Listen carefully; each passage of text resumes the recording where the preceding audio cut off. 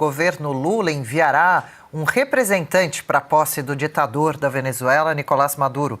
Essa posse marcada agora para 10 de janeiro. Caso o país vizinho decida realizar uma cerimônia aberta com a presença de chefes de Estado, o Brasil será representado pela embaixadora em Caracas, Glivânia Maria de Oliveira.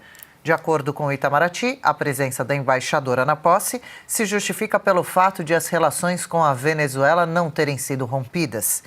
Hoje, as autoridades da ditadura da Venezuela oferecem uma recompensa de $100 mil por informação que leve à captura do opositor exilado Edmundo Gonçalves, que venceu as últimas eleições. Começo esse giro por você, Silvio Navarro. Olha, Adriana, eu não me surpreendo com essa notícia. Aliás, talvez o representante deveria ser o Celso Amorim, que é o chanceler informal brasileiro. Mauro Vieira é o chanceler de fato, mas o chanceler informal, quem determina as diretrizes da política externa brasileira, da nossa diplomacia, que talvez passe pelo seu momento mais infame na história, é o Celso Amorim.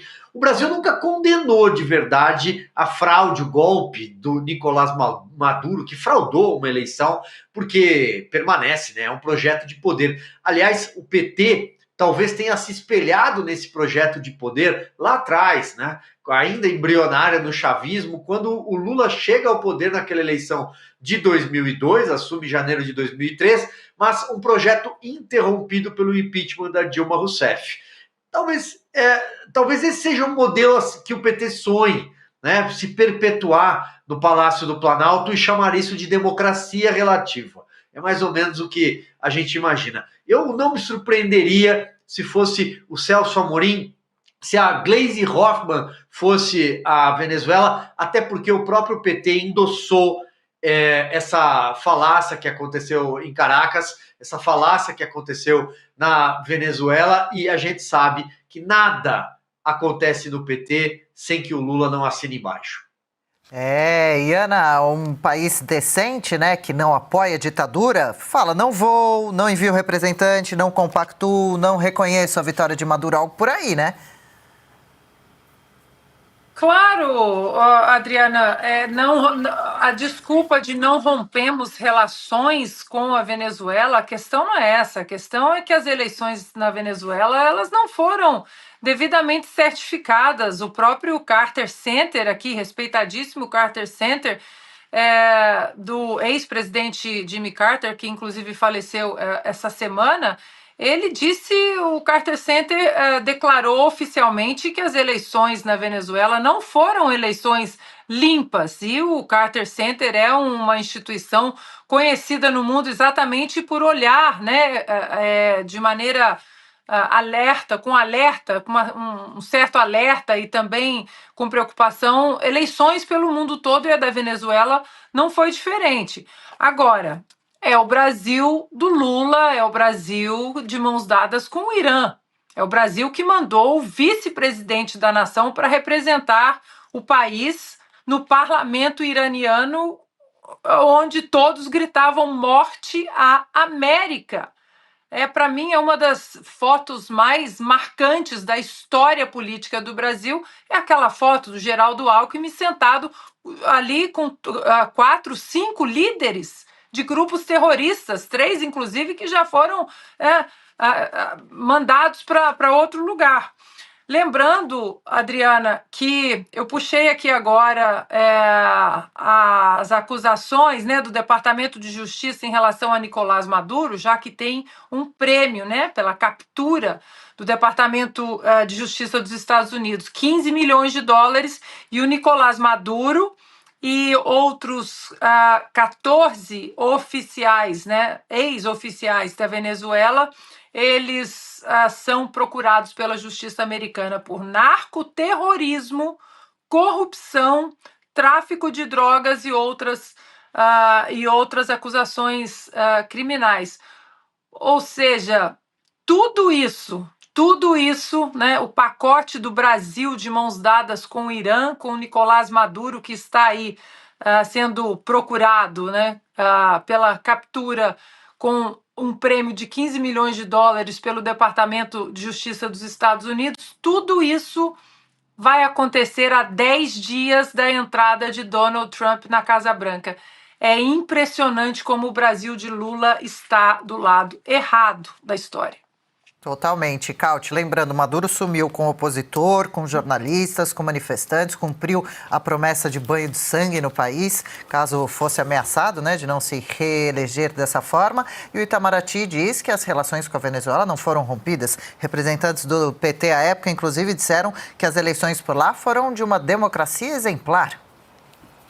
E eles não têm a mínima vergonha na cara. E depois, aqui no Brasil, vem falar de defesa da democracia, de risco de golpe, mas com qual vergonha, com qual cara eles se apresentam frente à nação brasileira após ter apoiado o regime sanguinário do lado de casa, que provocou a saída do país, a imigração de 1/3 da população, um venezuelano a cada 3 vazou do país, fugiu da Venezuela porque estava passando fome, uma economia devastada, uma inflação de 1 milhão% ao ano, um narco-estado que exporta drogas, armas, que tem ligações com o terrorismo, acontece de tudo na Venezuela, um regime que está se tornando cada vez mais sanguinário em relação à sua própria população, e depois eles apoiam tudo isso, e depois aqui no Brasil vem falar de democracia, mas é uma falta de vergonha na cara olímpica, é um negócio assim, é surreal. Eles não conseguem se olhar para o espelho e passar um mínimo de vexame com si próprio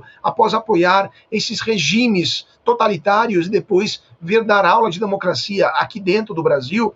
Mas tudo isso é ótimo, tudo isso é excelente, porque estamos em 2025, daqui a pouco começa a campanha eleitoral para 2026, e para a oposição brasileira, e tudo isso daqui é basicamente campanha eleitoral de graça contra o governo. O governo está dando uma série de tiros em seus próprios pés, que a oposição não precisa nem gastar bala para isso, porque será somente lembrar a posição, como você justamente fez, Adriana, o posicionamento do PT, as várias notas que o partido fez a favor de Maduro, o fato que Lula mandou um representante para chancelar a eleição fraudada de Nicolás Maduro. A União Europeia não mandou ninguém, os Estados Unidos muito menos. Países sérios não vão participar dessa farsa, o Brasil vai.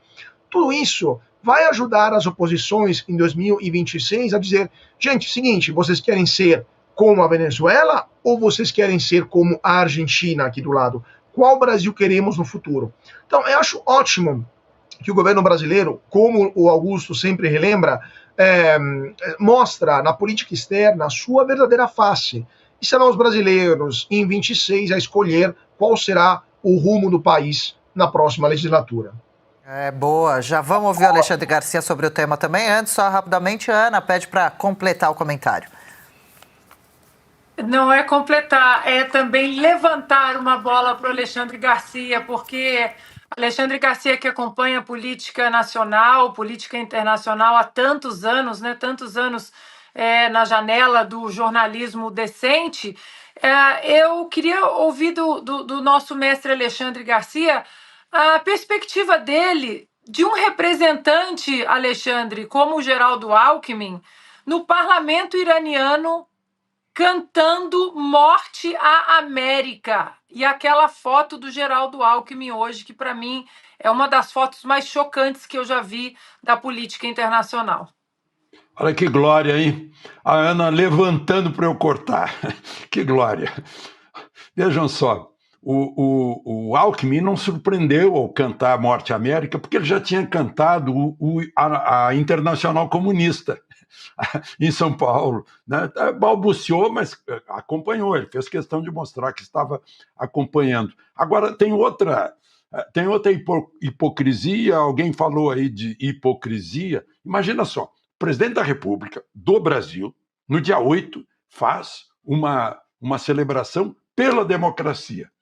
E no dia 10, ele manda representante dele, a embaixadora Gilvânia está representando o chefe de Estado do Brasil, para aplaudir a posse ilegal, antidemocrática de Maduro. Eu vou aqui ser um pouquinho negacionista em favor da democracia e da legalidade. Dia 10 não é a posse de Maduro, dia 10 é posse do vencedor da eleição, Edmundo Gonçalves, que deve estar chegando na Argentina agora. Né? Vai ser recebido pelo Milei, claro. Os venezuelanos de Buenos Aires estão se organizando para ir para Caça Roçada, fazer uma manifestação em favor do eleito. O Centro Carter, como a Ana lembrou, né, constatou que quem ganhou foi o Edmundo Gonçalves. E é insuspeito o Centro Carter, porque lá atrás, num referendo ou plebiscito que houve para confirmar o Hugo Chávez, ele avalizou o resultado do plebiscito. Então é insuspeito. Né? Como são insuspeitas as outras nações que são vinculadas à Venezuela, a Espanha, né, que é a terra-mãe, né, a União Europeia, o Departamento de Estado, os americanos, sabem muito bem quem ganhou a eleição. Até 83,5% da contagem dos votos, todo mundo sabia, porque a apuração na Venezuela é transparente. Transparente como mandaria, digamos, o artigo 37 da Constituição brasileira, né? E todo mundo ficou sabendo. As atas circularam pelas redes sociais. Né? E estava lá mais ou menos 2/3 de votos para o Edmundo Gonçalves e 1/3 de votos só para o Maduro. Então, Maduro perdeu a eleição. Então, dia 10 agora é o último dia de Maduro e o primeiro dia de Edmundo Gonçalves. Né? Essa é a democracia e a legalidade. E tem lá uma representante do governo brasileiro, do chefe de Estado do Brasil, confirmando essa celebração ilegal. Né? Seria o caso, né? O normal seria, no dia seguinte, a permanência de Maduro no governo, retirar a embaixadora de Caracas, se o Brasil for uma democracia levada a sério. É isso mesmo. A Ana levantou, Alexandre cortou bem. Devolvo mais uma vez, dou um toque aí de volta para você, Ana. Bom, e eu já vou só aplaudir a nossa produção, que já levantou exatamente a foto, o chat pediu, a gente obedece. É a foto aí a famosa foto do Geraldo Alckmin representando o Brasil com o líder dos Houthis, né? O líder da Jihad Islâmica, do Hezbollah e do Hamas. 3 ali já foram eliminados. Essa foto, para mim, olha, o que essa foto correu aqui nos Estados Unidos, inclusive um professor meu da UCLA chegou a me mandar essa foto perguntando se era montagem. Acreditem se quiser. Não, infelizmente não é montagem. Estava lá. O Brasil no meio da cantoria Morte à América.